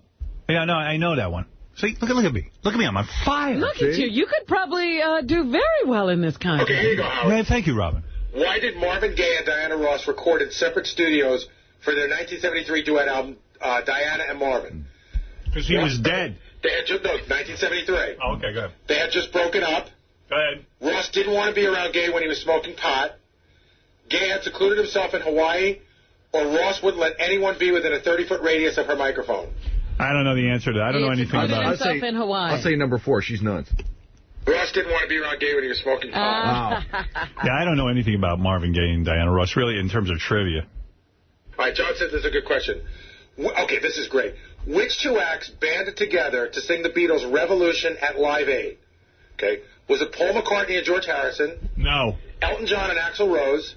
Go ahead. Madonna and the Thompson Twins? Or Dylan and Bruce Springsteen? Ooh. Madonna and the Thompson Twins. Really? Right. Am I right or What am I are wrong? you doing? Have you got the list of answers over there? No. Where would I have their list? I don't even know where this test is. What are you doing? Madonna and the Thompson I remember Twins. hearing it. Here's You one got to you should remember the know, time, Howard. too. It was like they were both hot at that point. That's right. Jay. Here's one you should know. After a lengthy 1981 battle, Tom Petty forced MCA Records to reduce the price of his new album, Hard Promises. I was on the air during that. What was the final retail cost? And I'll give you 4 choices. $4.95. $13.98, $9.98, No. $10.98, or $8.98. $9.98. $8.98. Howard's correct. It's $8.98. Yeah, it was really absurdly low. I was on the air during this. Wow. And I remember. Look at me. I'm on fucking fire. How do you know this stuff? Because You know this nothing. is exactly what I should have All known. right. Here's a retarded. This is doing me no good. Here's a totally retarded one. Go ahead. One more. Which Oscar-winning actor makes a brief appearance in the video for Madonna's La Isla Bonita? Go ahead. Sean Penn, Antonio Banderas, Benicio del Toro, or Anthony Quinn? Benicio del Toro. Yeah. Then your Well, final you think answer? it was Final Sean answer. Penn. Dude, you're looking at the fucking answer. He is. told me Is it about this. Benicio? It's Benicio. Benicio del Toro. I'm telling you, I remember All right, Howard, give me the list. I swear on the life. Give me Hold it. the I'm going to prove it. Come on, get a couple I other swear on the life of my Now. children. I swear on the life of my stop children. it. You probably got your legs crossed. I do, but I'll uncross them. I swear on the life of my children. I have no idea. Sorry, this is ridiculous. You're doing good, man. What do you want from me? I don't know how I'm doing it. Swear to God, no trick, yeah. Okay, you ready? I'm going to give you 5 titles, and you have to tell me, is it a Tupac Shakur posthumous release or a Steven Seagal movie? Oh, okay, go. Well, Steven Seagal movies I'm good at, so I should I thought you might like this. Go ahead. Give me a chance. Black Dawn. Black Dawn is a Tupac Shakur song. That is incorrect. Yeah. I see, I'm not cheating. Go ahead. Loyal to the Game. Tupac Shakur. Loyal to the Game. You're going to say Tupac until you get it. That's Tupac. Right. Urban Justice. Tupac. That's Seagal. Wow. Shit. Half Past Dead. Tupac. That's Seagal. Fucker. Wow. See, now you jinxed me. Until the End of Time. Tupac. I don't give a shit. I don't know Tupac Shakur. No, that's not even... You should know the Steven Seagal. I should. I don't understand why I'm not doing good here. Because you fucked me up. You accused me of cheating. What did you say that last one was? I still beat you all. Until the End of Time. That's Tupac. That's correct. All right. I still beat everyone. Get out of here. All right. We got to get in Steve Langford. Stevie, get in here and do your thing. Steve Langford from the Howard 100 News. Steve? Just some of the stories we're working on in the Howard 100 newsroom. Breaking news. Yes. Artie Lang. Uh-oh. His alleged diet. Is it the cause of him being sick today? Howard 100 News obtaining this picture of Artie Lang yesterday at the corner of Houston and Varick Streets, downtown, armed with a big bag of McDonald's and a drink. Oh, my God. I'm sure that's a salad. So if he's claiming... He had an audition yesterday, so that's probably where he was getting that food. So he's claiming he's sick from his diet, but he's sitting there sipping a 32-ounce drink and a big bag of food. See? We're just asking. Wow. Now, could that be a scene? How do you know that was taken yesterday? Confirmation. Yeah. Sources. Okay. No, wait, can I see that picture again? Yes, of course. A little closer. Only reason I want to see his shave. His shaving was really unusual yesterday. It was like super... It was super tight, close. Yeah, that was yesterday. He was wearing that Ohio State shirt. Yep, that's Teddy true. verifies it, his assistant. He So does verifies Teddy... that Artie did, in fact, have McDonald's yesterday. So what kind of diet is he on? What diet is he lying about causing him illness? Right, sorry. Teddy verifies that he was at that corner wearing that outfit. Not that he didn't see him have McDonald's. I hear Sal getting mad again. It's in his hands. Maybe he had a McDonald's salad, but I doubt it. No. Well, still, the 32-ounce drink. You don't go to McDonald's for salad. Hello, Gary. I'm sick from this diet. He probably had 4 Angus burgers. Who's he kidding? Oh, my goodness. And here we're listening to him every day when he tells us he's being so good and he's only getting the Frankie and Johnny's restaurant to send him a meal of fish and vegetables. There's the picture. The guy's a half vegan. Unbelievable. Amazing. Well, I think... Carrots, Artie. I feel so betrayed. I'm not coming in today. I'm sick. I just threw up, and to tell you the truth, I think I need something to eat other than this fucking diet. No. So how many adults you know always throwing up? Why is everyone throwing up? I haven't thrown up all the time. I haven't thrown up since I'm like 7. Well, that's why I resented it when you said Artie's so healthy. Artie's always throwing up. I really think the diet's fucking killing me. No. I threw up and it was like... You eat McDonald's yesterday. Right. It was a relapse of McDonald's that's killing you. What do you make of this, John? Maybe for him, it is a diet. I mean, he's eating less than he was before. Maybe he didn't get, supersized. Because honestly, like Artie, like Robin even said, does Artie look any thinner to you? I mean, like he's already been doing this a week or so. And with the rate he was eating, he should have fallen off. Right. Yeah, something should have been... Yeah. When you went to dinner with him, was he like watching what he ate? Yeah. Yeah. He had a salad and... I forget what his entree was, but it was probably chicken or something. No side dishes, nothing? No. You know he was stopping somewhere on the way home. 1 Coke and no dessert. Right. Nothing, and I don't know. maybe my immune system is fucked because of it. Because of his diet. But, you know, I told you he made me wait downstairs for about 5 or 10 minutes. Probably eating. He could have been throwing away the McDonald's. He's tanking up. Before 14 pizza boxes in his apartment. Before Miss Perfect Diet showed up. Anyway, I have a fever and I'm fucked here, so I'm not coming in today. Toilet breaks from all his weight, so he shits in a bathtub. He wheezes every time he laughs. His face is fatter than Oprah's ass. Artie! Artie! One of Sal's many song parodies, which I think have stopped now. He won't write an Artie song ever again? I don't know what's going on back there. I do not know. Well, anything else, Steve? Also, your chance... chance to spend an hour inside this studio during the show. The opportunity of a lifetime to sit in on the Stern Show, up for bid at CharityBuzz.com in support of the G&P Foundation for Cancer Research. 3 days to go. The top bid at this point, a whopping $42,000. Bidding for your chance to be here in the Stern Studio ends Friday at 3 Eastern. And by the way, this is the last one we're doing of those, because everyone's going to contact me with in-studio visits. You know, evidently it's big on the charity circuit, but it's enough already. This is it. Thank you. And will High-Pitch Eric be thrown out of his apartment again? Oh. This time it's not a matter of failing to pay the rent or turning the place into a monumental pigsty. Word is the house in which High-Pitch Eric rents a room is up for sale. Some purported pictures of High-Pitch's room posted on Stern Fan Network showing it to be surprisingly clean. This is High-Pitch is now in his 8th week of work on the same construction job, apparently doing well. All right. Hey, by the way, I also want to remind people that on howardstern.com you can see a video preview of the Miss Howard Stern reality show, which everyone is talking about.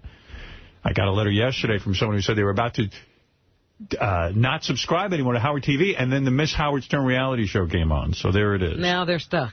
Yes. And by the way, you know who's hanging out in the hallways? Your old arch enemy. Who's that? Do you know this, Steve? Penny Crone is out there. Oh, Howard, you know why she's here? Why? You know what Penny's doing for a living now? What? She's real estate. Okay. Right, she heard... No. At an old age home. And guess who she heard's looking for an apartment? A blowjob's going to cost you $4. Oh, she's here to help. Oh, you're using Penny to help you find I haven't talked to Penny. Oh, but you should. Penny just showed up. Robin hasn't called her at all. This is a real fixer-upper. Oh, this Penny. Yay, Penny, you're out of TV completely? What a shame. She's so good. What a shame. Hi, how are you? See you guys. How are you? Can I give you a kiss or no? Well, not right now. Later, I'll bend you over to the sink. He'll make out with you. Yeah. Hi, Robin. I'm on the air now, but how are you doing? How's the real estate thing going? Awesome. I've sold one apartment for $2.6 million. Wow. Nice. Love it. I actually went to school and graduated and took the state test and passed. Do you miss reporting at all? No. Not at all? No. I've been there, done that. Really? Been there. I miss you guys. You know, I miss coming in and writing news stories for you guys.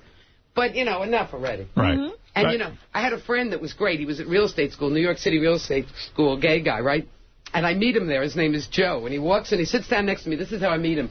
And the crowd that takes their real estate license in this city is hysterical.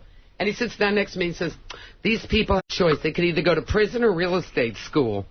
So, wow. So that's now that you've left, what is your real opinion of Steve Langford? I know when you were here, you know what? I don't even want to get into that. I haven't even thought about that. I want to sell Robin an apartment. Howard, there you go. Robin, don't laugh. That's why I came up here. What is it, Shirley? That sounds wonderful. There was an argument, like, back when Penny worked here between Steve and Penny that I taped in the newsroom with my recorder. I burned it on the CD, and I brought it to Gary, and I played it for him. And Gary didn't even want to air it because he said it was too brutal and, like, too personal. Like, these two really have gone at it, and they still don't like each other. I don't understand why you wouldn't like Steve. I really honestly never understood it. Well, obviously you like him more than me because you fired my ass and you kept his ass. So. Well, I love Steve. I love you. But there he is. Hi. I have a call.